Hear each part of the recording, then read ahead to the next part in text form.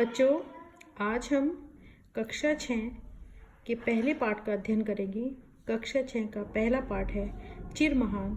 यह एक कविता है जिसकी कवि सुमित्रा नंदन पंत जी हैं।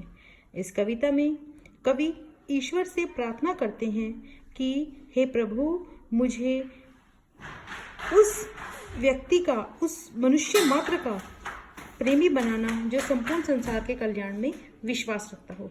चलिए कविता पढ़ते हैं।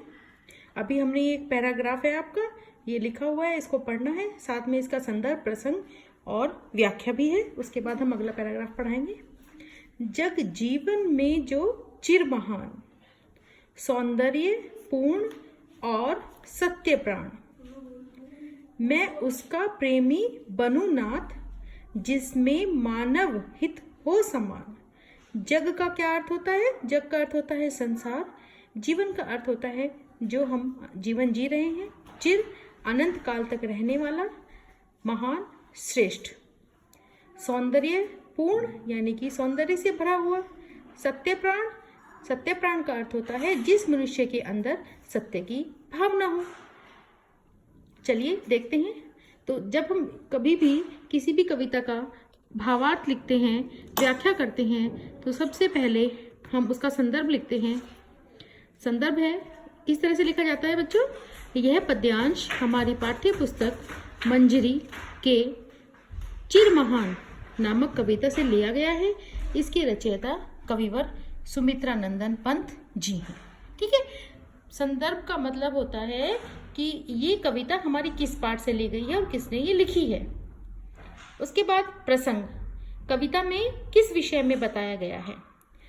प्रस्तुत कविता में भय, संशय, अंधभक्ति से दूर रहकर मानव सेवा और भाईचारे की स्थापना पर बल दिया गया है। ठीक है। अब हम व्याख्या करते हैं। व्याख्या का अर्थ होता है कवि के भावों को, उसके विचारों को अपने शब्दों में व्यक्त करना।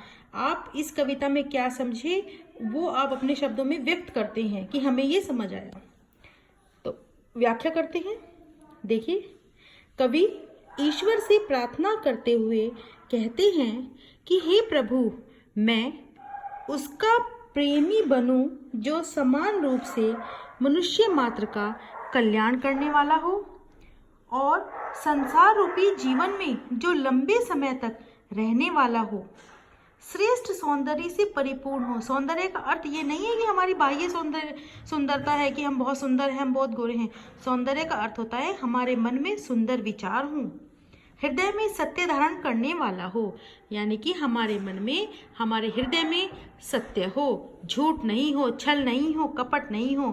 तो कवि कह रहे हैं कि हे प्रभु, मैं आपसे प्रार्थना करता हूँ कि मैं ऐसे व्यक्ति का प्रेमी बनूं, मैं ऐसे व्यक्ति के साथ रहूं जो हृदय से बिल्कुल स्वच्छ हो, उसके मन में सत्य हो और वह संसार रूपी जीवन में लंबे समय तक रहे, अर्थात सबकी हित भावना को ध्यान में रखे।